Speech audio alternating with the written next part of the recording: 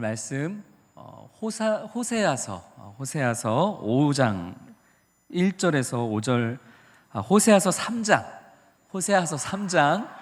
1절에서 5절 말씀입니다. 앞에서 이렇게 잘하면 뒤에 있는 사람은 헤매는 거예요. 호세아서 3장 1절에서 5절까지 말씀, 구약성경 1259면에 있습니다. 우리 한 절씩 교독하겠습니다. 여호와께서 내게 이르시되 이스라엘 자손이 다른 신을 섬기고 건포도 과자를 즐길지라도 여호와가 그들을 사랑하나니 너는 또 가서 타인의 사랑을 받아 음녀가 된 그 여자를 사랑하라 하시기로, 내가 은 15개와 보리 한 호멜 반으로 나를 위하여 그를 사고 그에게 이르기를 너는 많은 날 동안 나와 함께 지내고 음행하지 말며 다른 남자를 따르지 말라. 나도 내게 그리하리라 하였노라. 이스라엘 자손들이 많은 날 동안 왕도 없고 지도자도 없고 제사도 없고 주상도 없고 에봇도 없고 드라빔도 없이 지내다가, 같이 읽습니다. 그 후에 이스라엘 자손이 돌아와서 그들의 하나님 여호와와 그들의 왕 다윗을 찾고 마지막 날에는 여호와를 경외함으로 여호와와 그의 은총으로 나아가리라. 아멘. 할렐루야. 우리가 연초에는 한 두세 번 정도 이렇게 인사를 나눴던 적이 있습니다. 사랑합니다 하고 인사를 나눴습니다. 기억이 나십니까? 그렇게 우리가 예배 때에 서로 사랑합니다 하고 2, 3주 인사를 나눴을 때에는 꼭 예배 때가 아니더라도 1층 로비에서도 어떤 분이 어떤 분을 향해서 사랑합니다 이렇게 인사하는 소리가 제 귀에 분명히 들렸는데, 이 사랑합니다 하는 인사를 딱 3주 하고 그만뒀더니 그 이후부터는 어디에서도 서로 사랑한다는 얘기가 안 들리는 것 같아요. 그래서 오늘 다시 한번 우리 마음을 담아서 인사 나누고자 합니다. 우리 앞뒤 양옆에 계신 분들과 진심을 담아서 사랑합니다 하고 인사 나누겠습니다.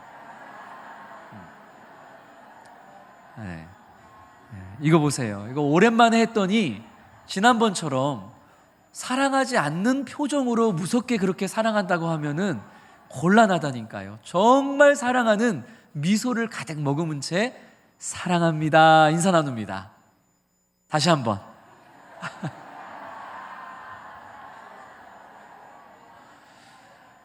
사랑합니다. 언제나 주님 사랑 안에 하나 되는, 그리고 이 사랑의 고백이 넘쳐나는 그런 우리 수원성심교회 되기를 소망합니다. 이 사랑은 참 아름답죠. 그런데 우리는 이 사랑에 대해서 이야기할 때 사랑을 받는다고 이야기할 때도 있고, 사랑을 준다 이렇게 얘기할 때도 있고, 사랑을 나눈다 이렇게 표현할 때도 있습니다. 사랑은 무엇일까요? 사랑은 받는 것입니까? 주는 것입니까? 나누는 것입니까? 주고 받고 나누고. 맞아요. 사랑은 하나로 정의할 수 없습니다. 사랑은 받기도 하고 주기도 하고 나누기도 하는 것, 그것이 우리가 온전히 삶으로 살아내야 될 사랑의 참 모습인 줄로 믿습니다. 그런데 사랑은 주기도 하고 받기도 하고 나누기도 하는 것이 맞는데, 하지만 순서는 중요합니다. 순서, 뭐가 제일 먼저일까요? 받는 게 먼저입니다. 받은 사람이 줄 줄도 아는 거예요. 내가 어떤 사랑을 받았느냐에 따라서 내가 받은 그 사랑을 호스라니 누군가한테 줄 수도 있고 나눌 수도 있고 흘려보낼 수도 있는 것이죠. 정말 순결하고 아름다운 사랑을 받아본 사람은 누군가를 향해서도 자신이 받았던 순결하고 아름답고 조건 없는 사랑을 내어주게 되어 있습니다. 반면에 사랑을 받기는 받았는데 가시돋친 사랑을 받은 사람이 있어요.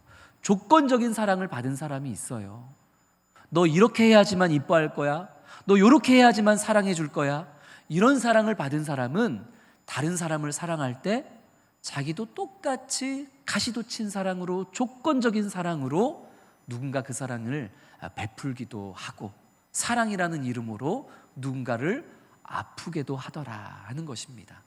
그래서 사랑은 받기도 하고 주기도 하고 나누기도 하고 흘려보내기도 하는 거지만, 순서는 무엇이 먼저다?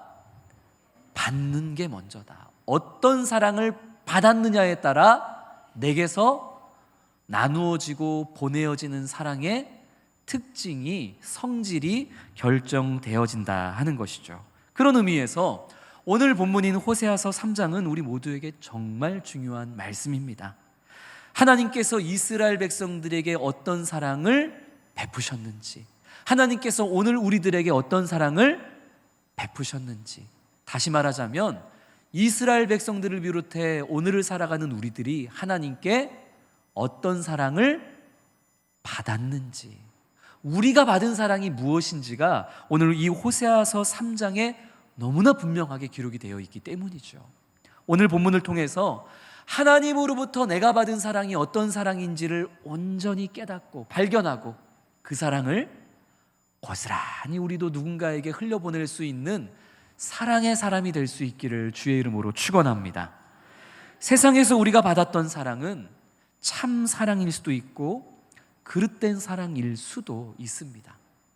어떤 분은 부모님을 통해서 정말 말로 표현하지 못할 희생적인 사랑, 헌신적인 사랑을 받은 분들도 계시지만 모두가 그렇지는 않아요. 어떤 분들은 부모님에게 아까 이야기했던 것처럼 가시도 친 사랑, 참 메마른 사랑을 받은 분들도 계십니다. 가정 안에서뿐만 아니라 사회에서도 어떤 분은 풍성한 사랑을 경험하고 어떤 분은 참 가슴 아픈 메마른 사랑, 조건적인 사랑, 가시도 친 사랑을 경험하기에 우리가 세상에서 어떤 사랑을 경험했느냐에 따라서 그들이 어떤 사랑을 베푸느냐가도 달라지기 마련이죠. 그러나 지금 여기에 모여있는 우리 모두는 세상에서 어떤 사랑을 받았는지와 상관없이 우리가 생김새가 어떻든 사회에서 우리의 위치가 어떻든 우리는 모두 한 하나님께 모두가 동일한 놀라운 사랑을 받은 자들, 그게 우리 모두인 줄로 믿습니다. 그래서 나는 부모님에게 사랑을 못 받았어, 나는 직장 생활하면서 사랑을 못 받았어, 내가 받은 사랑은 가시도 친 사랑이야, 이게 세상에서는 통용될 수 있을지 몰라도 우리에게 그것은 말이 안 됩니다. 왜냐하면 우리는 동일한 하나님께 어떠한 차별도 없는 완전하고 완벽하고 놀라운 사랑을 저도 받았고 성도님도 받았고 여기 있는 모든 분들이 차별 없이 그 사랑을 받았기에 우리는 반드시 우리 모두가 경험한, 우리 모두가 받은 그 하나님의 사랑을 그대로 전달하는 사랑의 사람들이 되어줄 수 있기를 주의 이름으로 축원합니다. 자, 우리가 하나님께 동일하게 받은, 차별 없이 받은 그 사랑이 과연 어떤 사랑인가, 오늘 호세아 3장 말씀을 통해 발견해 보도록 하겠습니다. 먼저 1절 말씀, 호세아 3장 1절 같이 읽겠습니다. 여호와께서 내게 이르시되 이스라엘 자손이 다른 신을 섬기고 건포도 과자를 즐길지라도 여호와가 그들을 사랑하나니 너는 또 가서 타인의 사랑을 받아 음녀가 된 그 여자를 사랑하라 하시기로. 아멘. 우리가 지금 호세아서 1장 2장 말씀을 통해 살펴보았던 것처럼 호세아 선지자는 참 순종하기 힘든 하나님의 명령을 받았습니다. 이 음란한 여인 고멜, 그녀를 사랑하고 아내로 맞이하고 그리고 그녀와의 관계에서 자녀를 낳고 그리고 하나님의 저주와 심판을 상징하는 이름을 그 자녀들에게 지어주라는 참 순종하기 힘든 하나님의 명령을 받았지만 호세아는 순종했죠. 이 사랑하기 힘든 여인 고멜을 데려와 아내로 삼았고 그 아내와의 관계 속에서 자녀를 낳았습니다. 그런데 이 고멜이라는 여인이 우리가 아는 것처럼 호세아의 그 사랑을 발로 차고 집을 도망쳐 나와서 타인의 사랑을 받아 음녀가 되어버렸던 것이죠. 원래도 부정한 여인이었는데 그런 부정한 여인을 호세아가 사랑해 줬음에도 불구하고 품어 줬음에도 불구하고 또다시 이 고멜이 집을 나가서 남편 호세아가 아닌 다른 사람의 사랑을 받으며 그렇게 음란한 생활을 하고 있더라 하는 것입니다. 호세아가 아무리 착하고 거룩한 사람이라 할지라도 이런 상황에서 더 인내할 수가 있었을까요? 아니, 호세아도 인간적으로 해볼 만큼 다 한 거 아니에요? 호세아 입장에서 하나님께 이렇게 한번 이야기해 볼 수 있었을 것 같습니다. 하나님, 저도 할 만큼 다 한 거 아닙니까?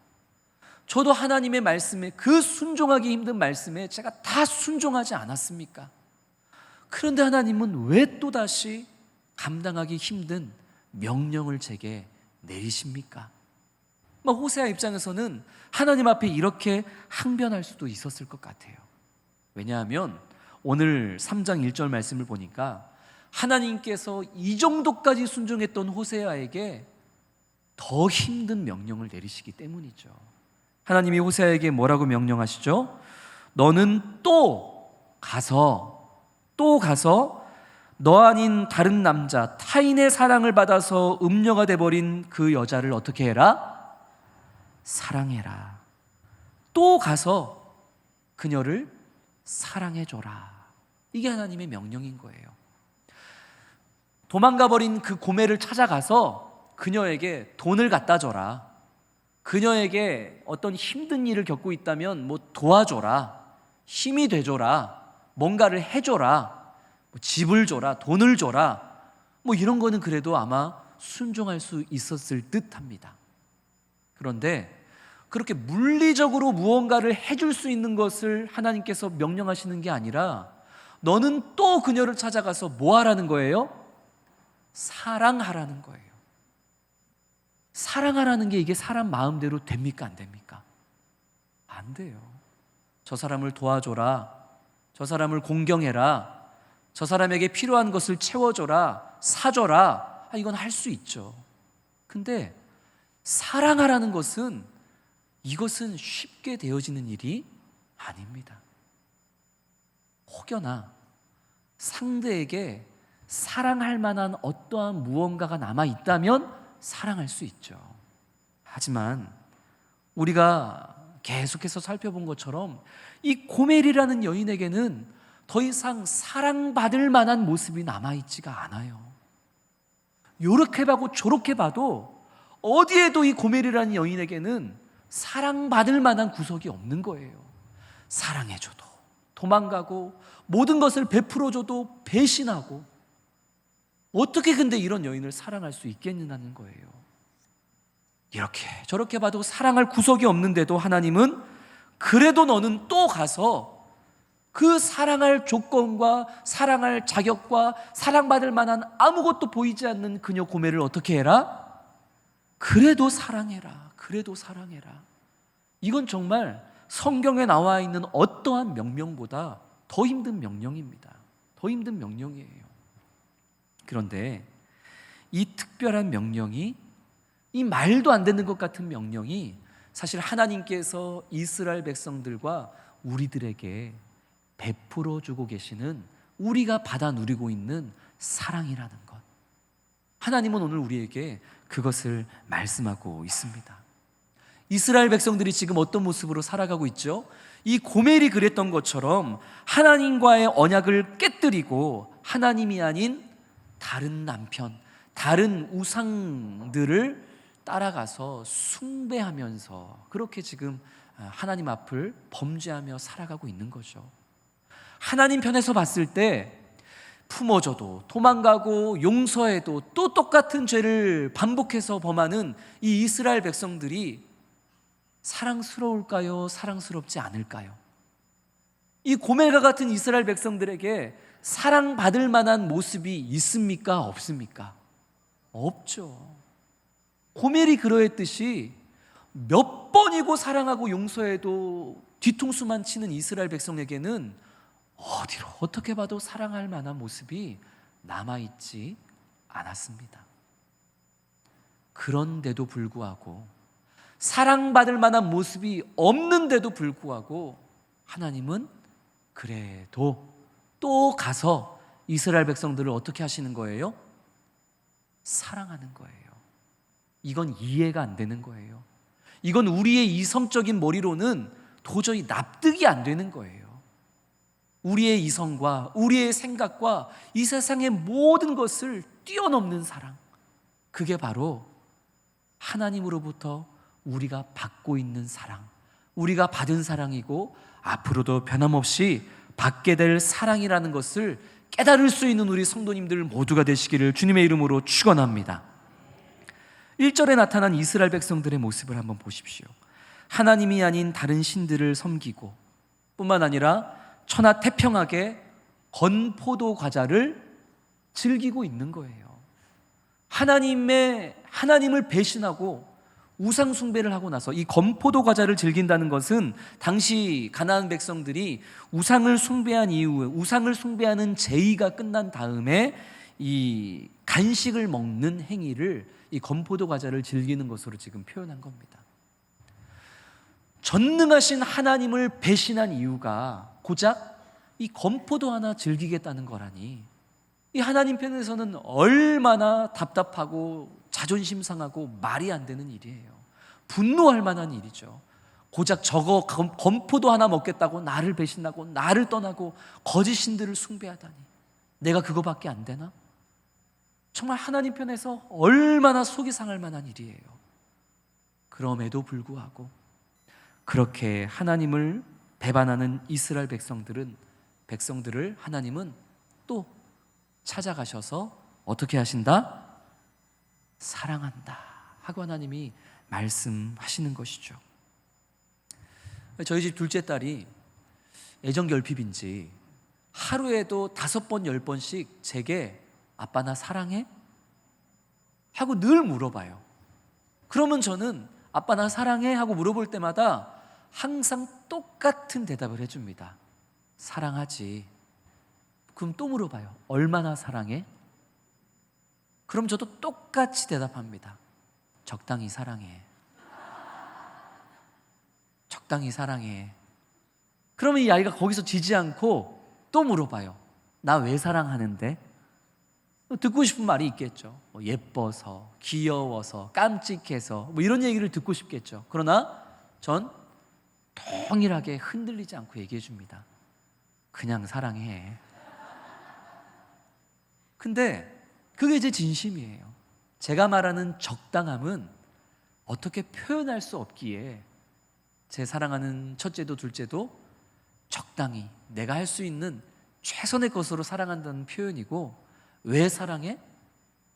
아니 사랑의 이유가 아무리 찾아도 발견을 못 하겠는 거예요. 이 아이가 예뻐서 사랑하기도 하지만 이 아이가 예쁘지 않더라도 나는 이 아이를 사랑할 것 같아요. 이 아이가 깜찍해서 사랑하지만 이 아이가 깜찍하지 않더라도 나는 그냥 이 아이를 사랑할 것 같아요. 계산해 보니까 이유가 없는 거예요. 그냥 사랑하는 거예요. 그냥. 그것이 우리를 향한 하나님의 사랑인 줄로 믿습니다. 이유가 없어요. 조건이 없어요. 내가 헌금을 많이 해서 사랑해 주시는 것도 아니고, 내가 남들보다 이뻐서 사랑하는 것도 아니고, 우리 라인 댄스를 잘하셔가지고 특별한 사랑을 받는 것도 아니고, 그냥 사랑하시는 거예요.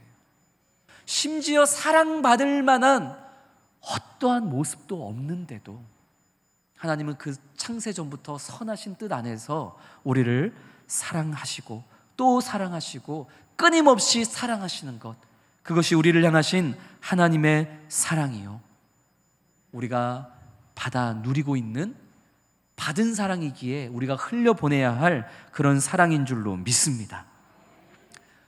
내가 지금 하나님께 이런 사랑을 받고 있다는 것을 우리 성도님들 날마다 기억하십니까? 이 얼마나 고결하고 순기하고 바보 같은 사랑입니까? 우리를 향하신 하나님의 사랑을 깨닫는 딱 그만큼만 우리는 누군가를 딱 그렇게 사랑할 수 있는 거예요. 하나님이 나를 요만큼 사랑하신다라고 받아들이는 사람은 딱 그 정도밖에 누구를 사랑할 수밖에 없습니다. 그러나 날마다 사랑받지 못함이 당연한 나를 향한 그 크고 놀라운 하나님의 무한한 사랑을 누리는 사람은 동일하게 그 무한한 사랑을 나도 누군가에게 흘려보내고 나누어 줄 수가 있는 것이죠. 그래서 우리는 하나님의 사랑을 끊임없이 계속해서 발견하고 누려야 될 줄로 믿습니다. 그 사랑은 우리가 다 깨달을 수도 없고 다 누릴 수도 없는 사랑이기에 어제 하나님께 받은 사랑을 오늘 묵상하면 어제보다 더 큰 사랑으로 우리에게 베풀어지는 거고, 오늘 받은 사랑도 놀랍지만 내일 그 사랑을 한 번 더 생각해 보면은 그 사랑이 더 크게 느껴지고, 우리가 하나님께 받은 그 사랑이 커지면 커질수록 우리도 나누어 줄 수 있는 사랑이 그만큼 커지는 것이죠. 베드로가 예수님께 묻습니다. 자꾸 죄를 짓는 형제를 몇 번이나 용서해야 되겠습니까? 7번 정도 용서하면 됩니까? 하고 베드로가 물었더니 예수님이 뭐라고 말씀하셨죠? 7번만 용서하는 게 아니라 70번씩 7번이라도 용서해라. 이거는 지금 계산하는 게 아니에요. 끊임없이 용서해라, 이 얘기죠. 끊임없이 용서해라. 왜냐하면 이유가 뭘까요? 베드로, 네가 그런 용서함을 받았기 때문에 네가 받은 만큼 너도 용서해라, 이 말씀하시는 거예요. 3번 용서받은 사람은 다른 사람을 향해서도 딱 몇 번 용서할까요? 몇 번 용서해요? 3번밖에 용서 못해요. 근데 가만히 보니까 유교 생활을 하는 우리 대한민국 사람들은 보니까 보통 3번 용서받더라고요. 내가 몇 번까지는 참아? 3번까지는 참아. 내가 3번은 참는데 4번째는 돼, 안 돼? 안 돼. 이게 보통 우리가 받은 용서예요. 우리가 딱 3번 용서를 받는 게 습관화되다 보니까 우리도 누군가를 향해서 몇 번까지만 용서가 돼요? 3번만 용서하는 거예요. 너 이번이 2번째야. 너 마지막 3번째, 그 다음은 없어. 그리고 이제 4번째, 이제 메타작 들어가는 거죠. 딱 용서받은 만큼만 나도 용서할 수 있는 거예요. 예수님께서 베드로에게 그 얘기 하시는 거예요. 너 몇 번 용서받았는데, 넌 하나님께 몇 번 용서받았는데, 너 끊임없이 용서받았잖아. 셀 수도 없이 용서받았잖아. 그러니까 너도 누군가가 너에게 피해를 끼치든 잘못을 하든 너도 몇 번 용서해라? 끊임없이 용서해라. 네가 잘났기 때문이 아니라 네가 받은 용서가 그만큼이니까. 사랑하는 성도 여러분, 하나님께 우리가 받은 사랑의 크기가 얼만큼입니까? 하나님께 우리가 지금도 받아 누리고 있는 용서가 몇 번입니까? 더도 덜도 말고 딱 그만큼만 누군가를 향해 사랑을 흘려보내고 용서할 수 있는 성도님들 되시기를 소망합니다. 무한한 끝도 없는 사랑을 받았으니 나도 누군가가 이쁘든 못생겼든 키가 크든 작든 돈이 많든 없든 하나님께서 그런 것 따지면서 날 사랑해 주시지 않으셨으니까 나도 그의 어떠한가 상관없이 어떻게 해요? 그냥 사랑하는 거예요. 요리조리 봐도 사랑받을 모습이 없는데도 사랑하는 거예요. 내가 그런 사랑 받았으니까. 자꾸 잘못을 해도 계속 기회를 주고 믿어주는 거예요. 하나님이 내게도 그러셨으니까. 그렇게 내가 받은 사랑과 용서를 그대로 대갚아주는 우리 사랑의 성도들 되기를 주의 이름으로 축원합니다. 2절과 3절에는 우리를 향하신 하나님의 사랑의 방법이 어떠한지가 나와 있습니다. 우리 2절 말씀 같이 읽겠습니다. 시작. 내가 은 15개와 보리 한 호멜 반으로 나를 위하여 그를 사고. 아멘. 호세아가 이 집 나간 고멜을 다시 데려오는데 그냥 데려온 게 아니에요. 돈을 썼습니다. 얼마의 돈을 썼죠? 은 15개와 보리 한 호멜 반으로 고멜을 다시 데리고 온 거예요. 사랑하기 위해서. 이 학자들은 아마도 고멜이 진 빚을 호세아가 대신 갚아줬을 것이다, 이렇게 해석하는 학자들도 있고, 어떤 학자들은 집을 나간 뒤에 허랑방탕하게 살던 고멜이 이제 스스로 누군가의 노예가 되어버렸을 때, 스스로 자기를 팔아 노예가 되어버린 고멜을 호세아가 이 은 15을 주고 데려온 것이다, 이렇게 해석하는 학자들도 있습니다. 중요한 것은 무엇이냐면 호세아가 자신을 배반하고 떠난 고멜을 다시 데려오기 위해서 큰 돈을 지불했다, 큰 희생을 했다. 이게 사실인 것이죠. 15, 은 15, 이것은 호세아에게 적은 돈이었을까요? 큰 돈이었을까요? 적은 돈, 큰 돈? 큰 돈이었습니다. 이 당시에 보통 노동자의 1년치 급여가 은 5에서 10이었습니다.